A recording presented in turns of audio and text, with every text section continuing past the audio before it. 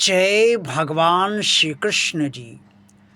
YouTube के अति सम्मानित प्रिय दर्शकों और भगवान और आप चैनल के अत्यंत प्रिय श्रद्धालु भक्तों, परिवार में कलह अक्सर उत्पन्न हो ही जाती है और छोटी मोटी कलह अगर हो तो कोई समस्या नहीं होती, लेकिन अगर कलह बढ़ती चली जाए और कलह लगभग स्थायित्व का रूप लेने लगे तो उसका निदान भी आवश्यक हो जाता है।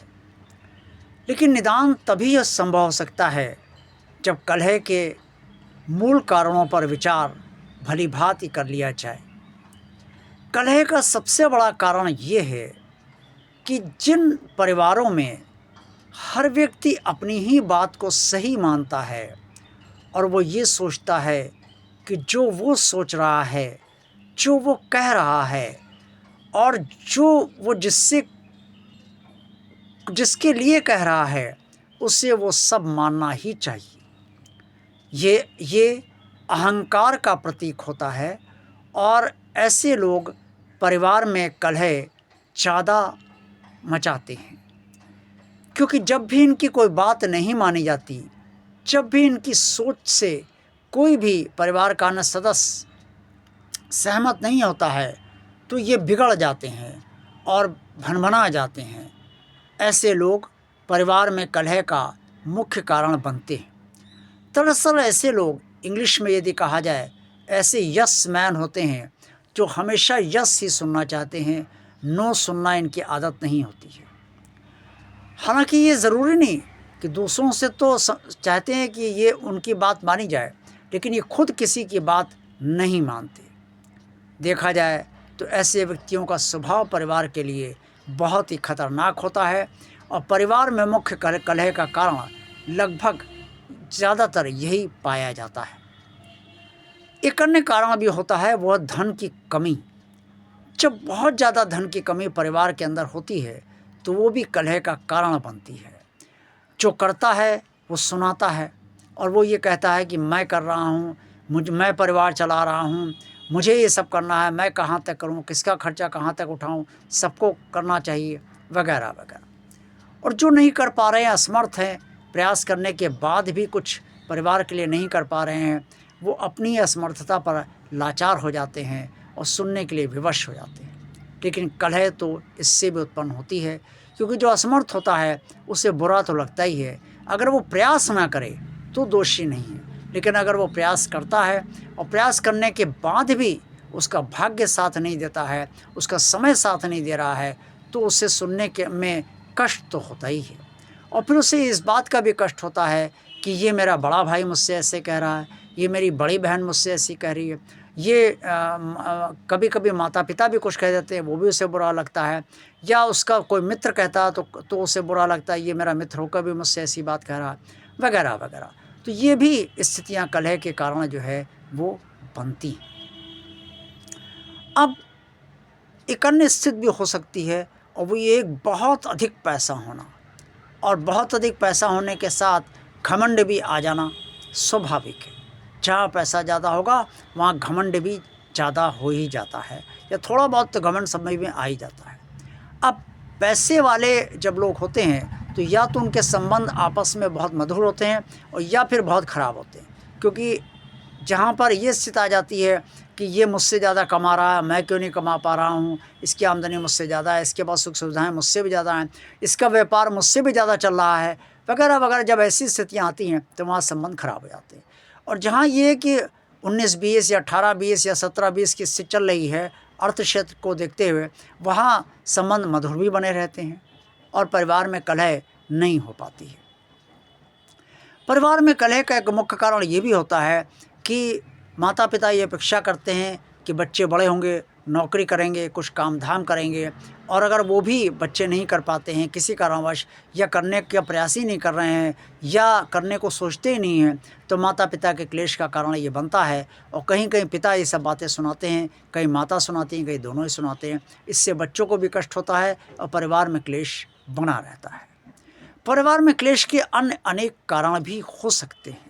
अपनी विचारधारा किसी पर ज़बरदस्ती नहीं थोपना चाहिए, और जब भी हम अपनी विचारधारा किसी पर ज़बरदस्ती थोपते हैं तो इससे परिवार में क्लेश बढ़ता है।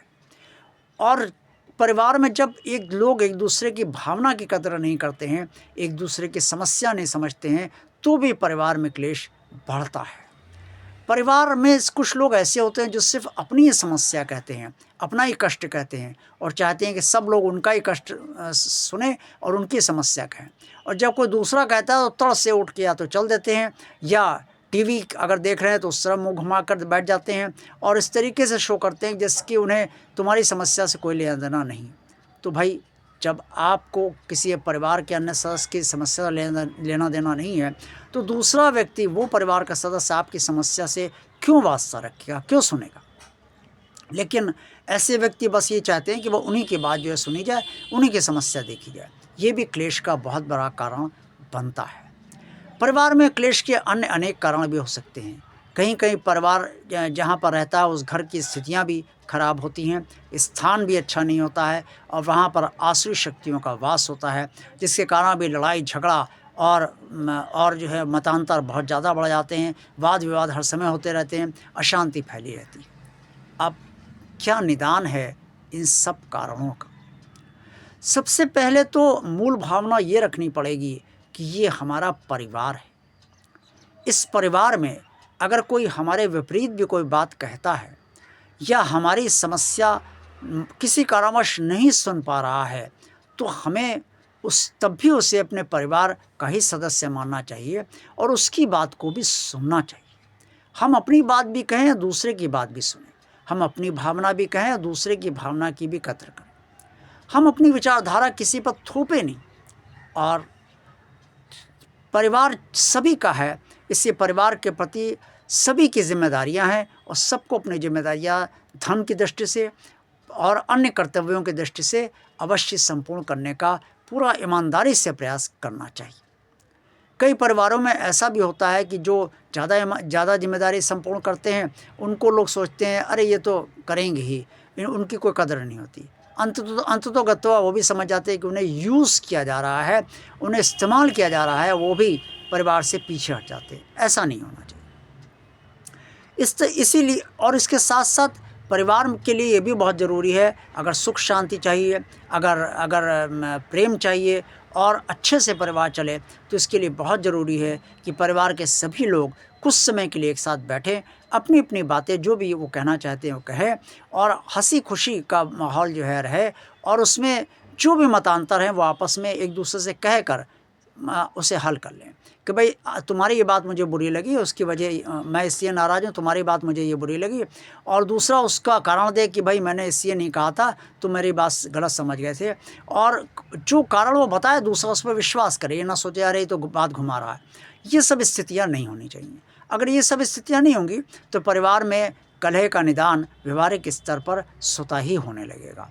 अब स्थान की समस्या जहाँ आसुरी शक्तियों का वास होता है, अगर बरगद का पेड़ आपके घर में है, पीपल का पेड़ आपके घर में लगा है या अन्य कोई ऐसे वृक्ष आपने लगाए हैं जो आसुरी शक्तियों के प्रतीक हैं, तो उनको आप अपने घर से यथासंभव हटा दीजिए, क्योंकि ये अशांति फैलाए रहेंगे। इसके साथ साथ कई स्थानों पर दुरात्माएँ भी रहती हैं, जहाँ पर घर होता है उसके लिए गंगा जल आप सुबह शाम अवश्य छिड़कते रहिए ताकि शुद्धि बनी रहे। और यथासंभव अगर आर्थिक स्थिति ठीक है और सब कुछ ठीक चल रहा है, संसाधन पर्याप्त हैं, तो उस घर को भी बदल दीजिए, क्योंकि जहाँ पर दुरात्माएँ रहती हैं वहाँ घर में अशांति सर्वदा रहती ही है। हनुमान चालीसा का पाठ रोज़ परिवार में होना चाहिए और अगर ये संभव ना हो पाए तो रामचरितमानस का पाठ रोज़ होना चाहिए। इससे परिवार में सुख और शांति अवश्य बनी रहेगी। मुझे विश्वास है आज का वीडियो आप सबको पसंद आया होगा। इसे लाइक अवश्य कीजिएगा। जिन श्रद्धालु भक्तों ने अभी तक इस चैनल को सब्सक्राइब नहीं किया है वो इसे भगवान का कार्य मानकर सब्सक्राइब अवश्य कर दें। इस चैनल को ज़्यादा ज़्यादा लोगों को शेयर कीजिए ताकि भगवान के अन्य भक्तों तक भी आप सब की तरह चैनल पहुंच जाए, वो भी इसका आनंद ले। और कमेंट्स बॉक्स में आप अगर कुछ कहना चाहते हैं तो अवश्य कहिएगा। इस वीडियो को भी शेयर कीजिएगा और चैनल को भी शेयर कीजिएगा। देखते रहिए भगवान और आप चैनल। आप सबका कल्याण हो। जय भगवान श्री कृष्ण जी।